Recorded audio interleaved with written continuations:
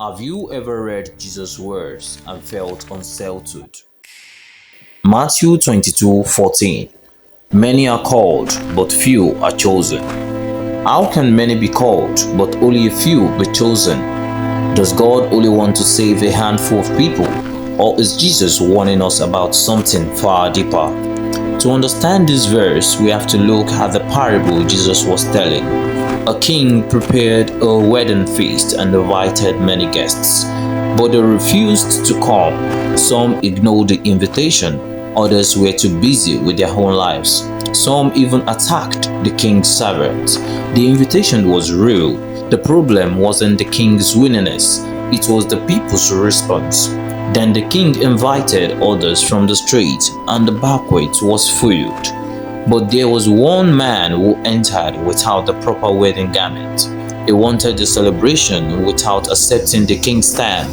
And that's when Jesus ended with these sobering words. Many are called, but few are chosen. The call of God goes out to many. The chosen are those who respond with genuine faith, repentance, and obedience. This is why Jesus also said, "Not everyone who says to me, 'Lord, Lord,' will enter the kingdom of heaven, but the one who does the will of my Father." Those words should cause every Christian to examine their heart.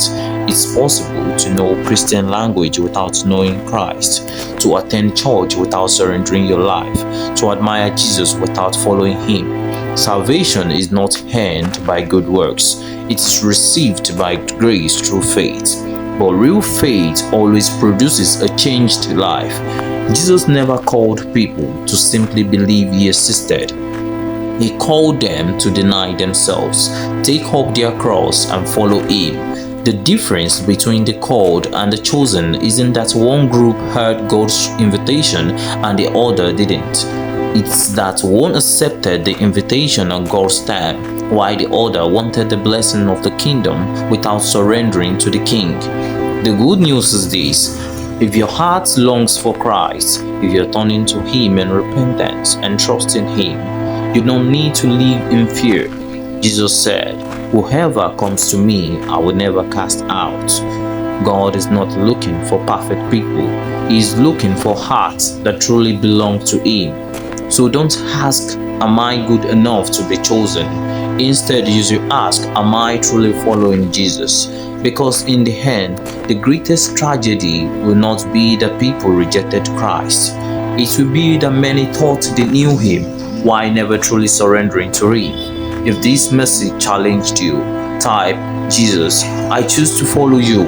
Then tell me, what do you think Jesus meant by few are chosen? Share this message with someone who needs to hear this truth, and subscribe for more deep biblical teaching that bring truth, conviction, and wisdom and hope through God's words. God bless you.